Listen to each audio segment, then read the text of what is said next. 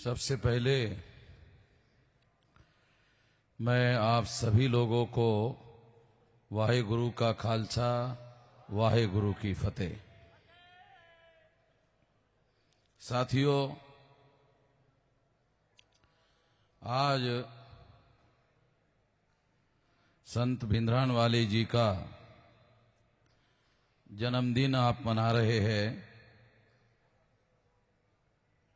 पिछले साल इस जन्मदिन के मौके पर आने का मौका मिला था और अपने विचार आप लोगों के सामने साझे करने का अवसर मिला था। आज दोबारा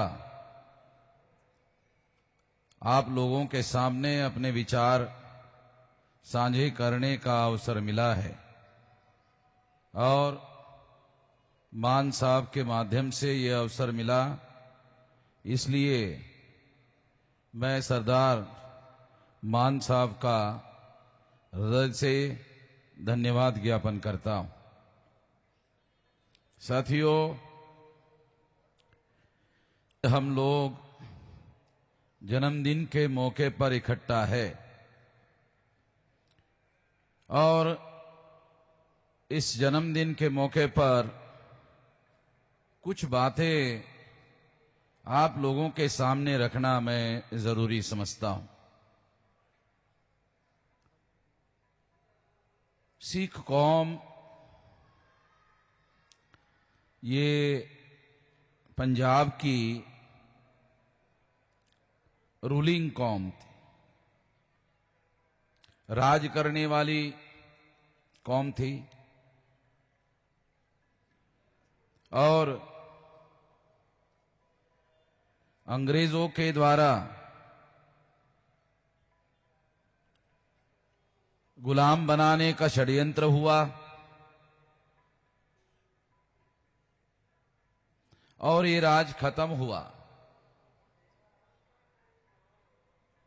दोबारा आजादी की लड़ाई लड़ी गई और 15 अगस्त 47 को अंग्रेजों से आजादी मिली, मगर ये आजादी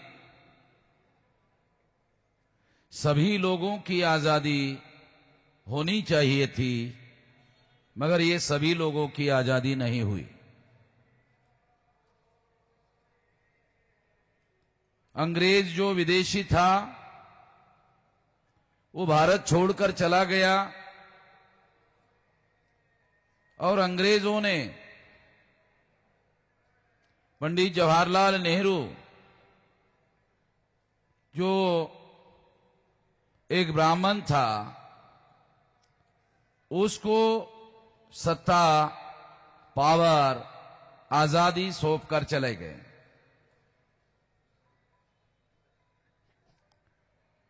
बहुत सारे लोगों को ये जानकारी नहीं है कि जिस तरह से अंग्रेज लोग विदेशी थे, उसी तरह से ब्राह्मण लोग भी विदेशी है।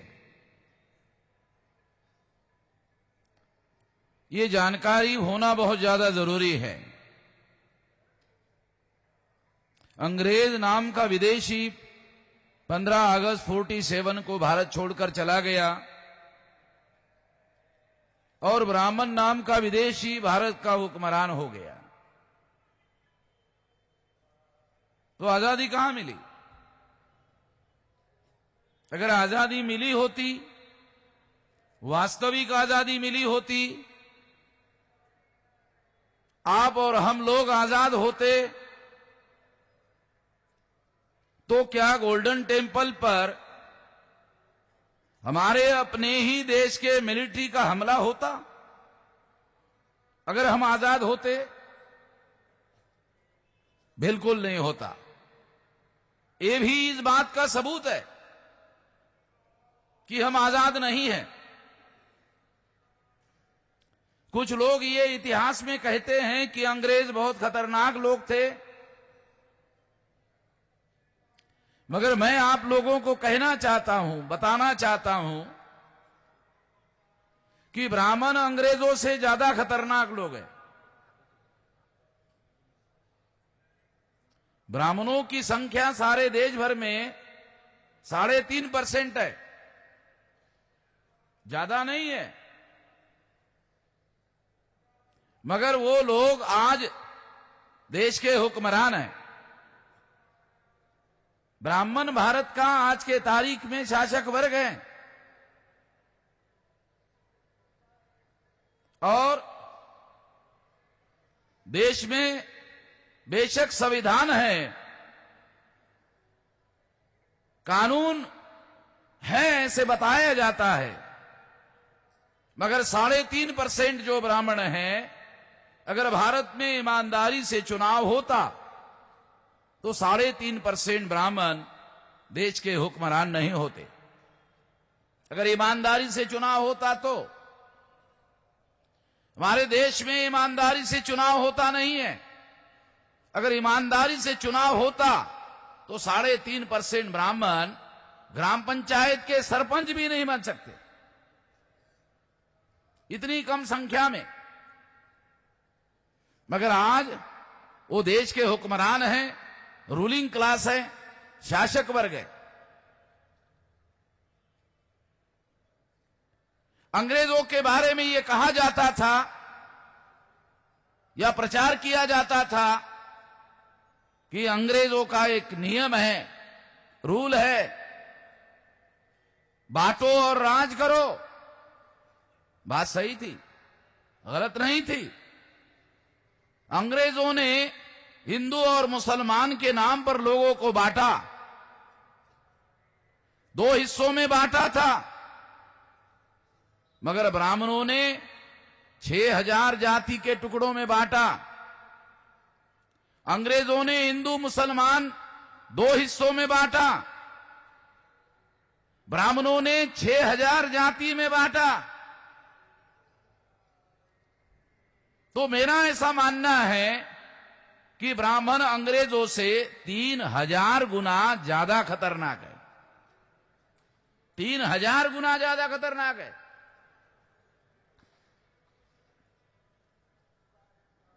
तो इसलिए हम लोगों को उसकी फितरत को, उसके चरित्र को समझना, जानना बहुत ज्यादा जरूरी है।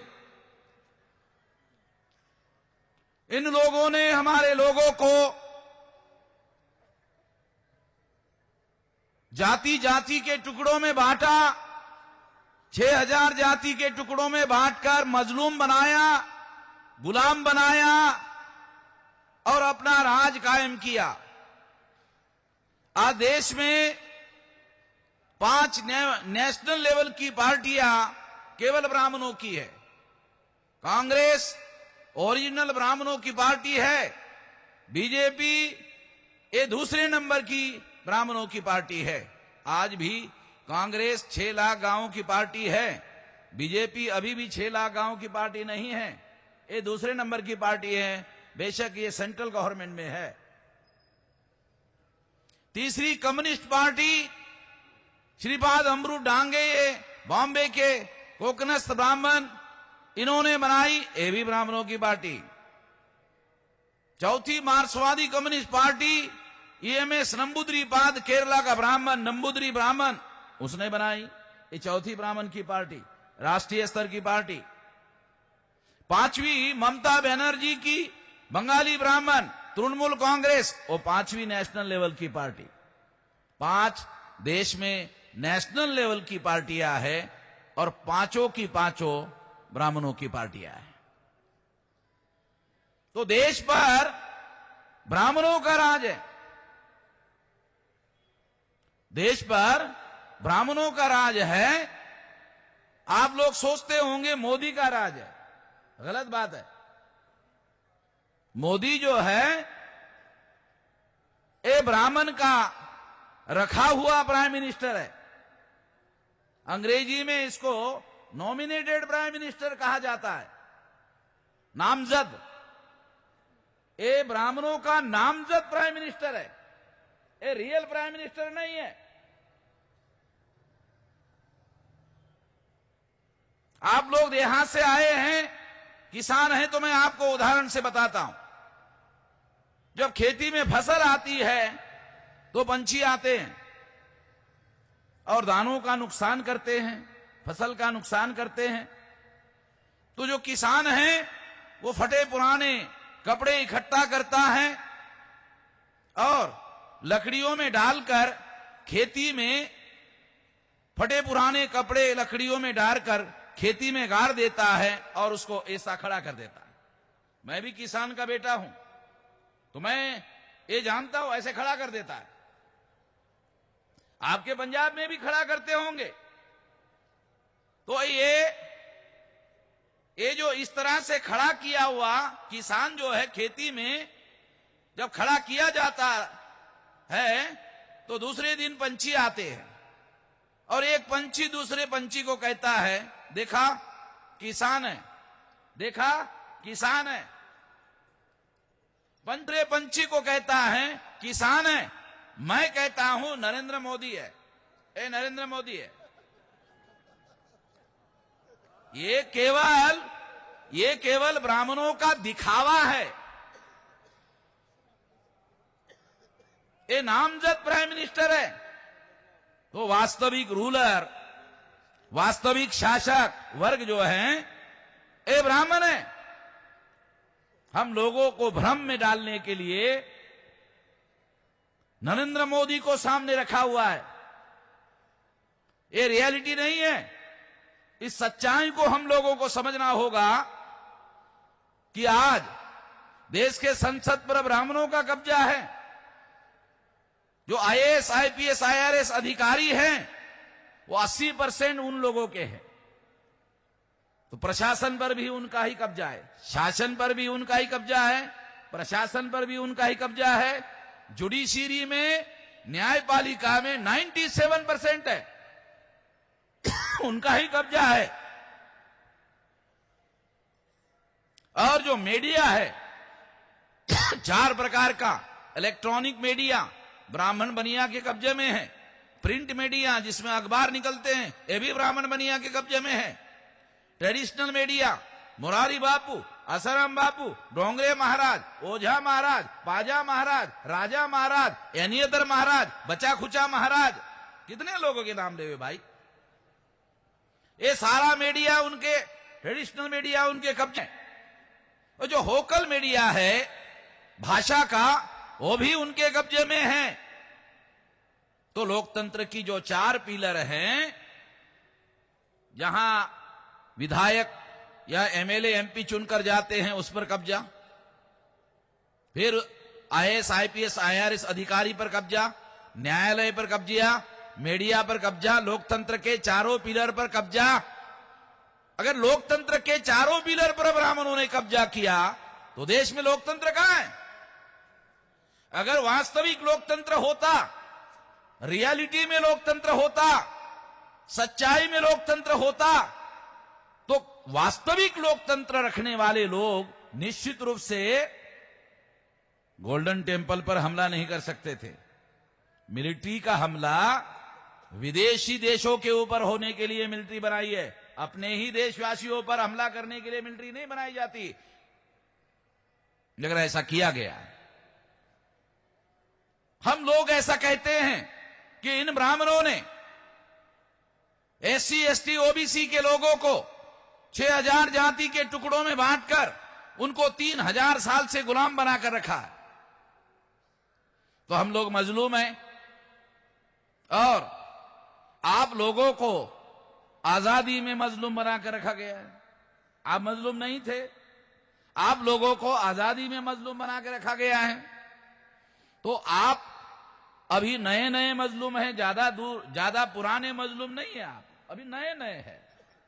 आप लोगों के जख्म हरे हैं, हमारे जख्म कई बार हरे हो गए, फिर नीले हो गए, फिर पीले हो गए, और हमारे जख्म जो है 2-3 हजार साल के बहुत पुराने जख्म हैं, बहुत ज्यादा जख्म खाए हुए लोग हैं। तो हम मजलूम लोग हैं, आप नए नए मजलूम हैं। तो मजलूम और मजलूम का इत्तेहाद कायम करना जरूरी है। मजलूम और मजलूम का इत्तेहाद अगर कायम नहीं किया गया, इनको एक नहीं किया गया, तो आपकी अलग से पिटाई होगी, हमारी अलग से पिटाई होगी, लिंगायतों की कर्नाटका में अलग से पिटाई होगी, मुसलमान की अलग से होगी, जैनियों की अलग से होगी, बुद्धिस्ट का जो गया का मंदिर है वो अभी भी ब्राह्मणों के कब्जे में है, चर्चेस पर हमले हो रहे हैं और सारे देश भर में हो रहे हैं। ये मैं जानता हूं कि अभी लगातार हो रहे हैं, केंद्र में बीजेपी की सरकार आने के बाद ज्यादा हो रहे हैं, पहले भी होते थे। कुछ लोग ऐसा सोचते हैं कि कांग्रेस सही अच्छी थी, थोड़ी नरम थी। अभी मैं गुजरात गया था, मुसलमानों का कार्यक्रम था, तो लोग कहते थे कि बीजेपी से थोड़ा कांग्रेस अच्छी थी। तो मैंने उनको कहा कि अभी गुजरात में कांग्रेस वालों ने कहा कि हिंदुत्व पर केवल बीजेपी का ठेका नहीं है, हम भी कांग्रेस वाले हिंदुत्ववादी हैं, ऐसा उन्होंने कहा उधर। और राहुल गांधी मंदिर मंदिर मंदिर मंदिर घूम रहा था। तो ये जो बीजेपी वाले भी हिंदुत्ववादी, कांग्रेस वाले भी हिंदुत्ववादी, तो इसका मतलब ये है कि बीजेपी वाले झटके से मुसलमान को मारते हैं, झटके से मुसलमान को काटते हैं, और कांग्रेस वाले मुसलमानों को थोड़ा सा धीरे धीरे काटते हैं, थोड़ा सा धीरे धीरे काटते हैं। मौलाना को पूछकर काटते, मौलाना दर्द तो नहीं हो रहा है, थोड़ा हल्का करूं क्या, थोड़ा कलमा पढ़कर काटूं क्या तेरे को। तो दोनों के दोनों एक ही विचारधारा के लोग हैं, दोनों के दोनों एक ही विचारधारा के लोग हैं। चाहे झटके से काटो, चाहे धीरे धीरे काटो, काटना तो तय है।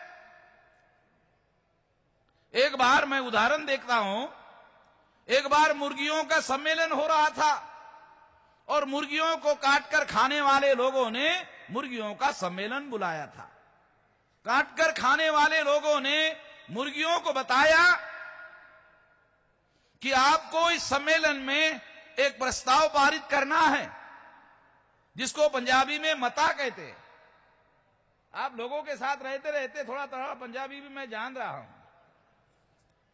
तो मुर्गियों को बताया गया कि आपके सम्मेलन में मुर्गियों के एक मता पारित करना है।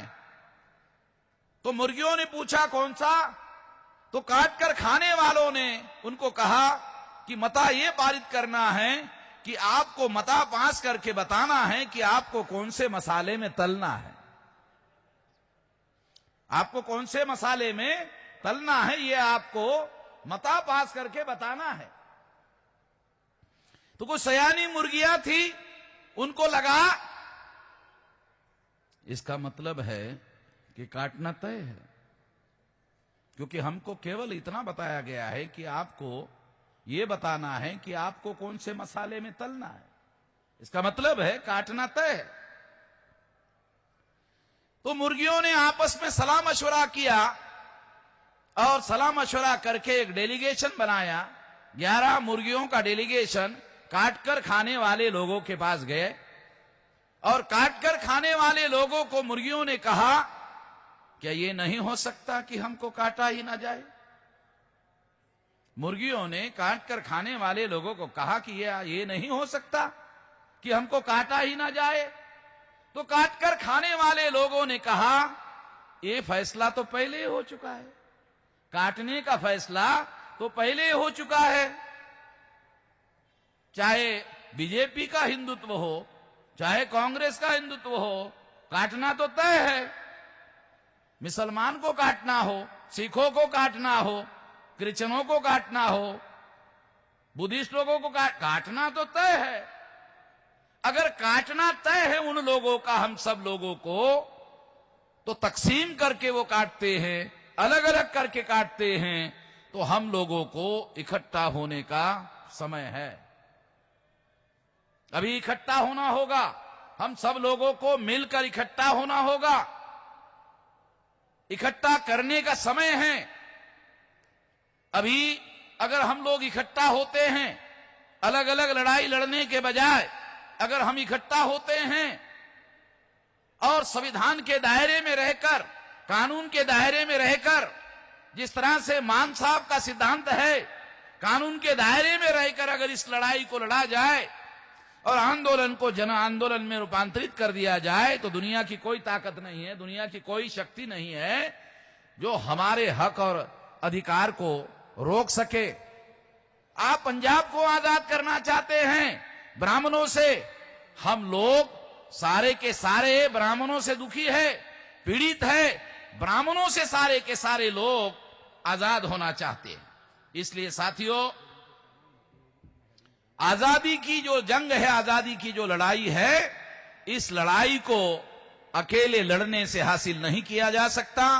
हमें मिलजुल कर लड़ना होगा और मिलजुल कर लड़ने के लिए अभी हमने मान साहब से हाथ मिलाया है और कॉमन मिनिमम प्रोग्राम बनाया है और मिलजुल कर हम लोगों ने लड़ने का संकल्प किया है।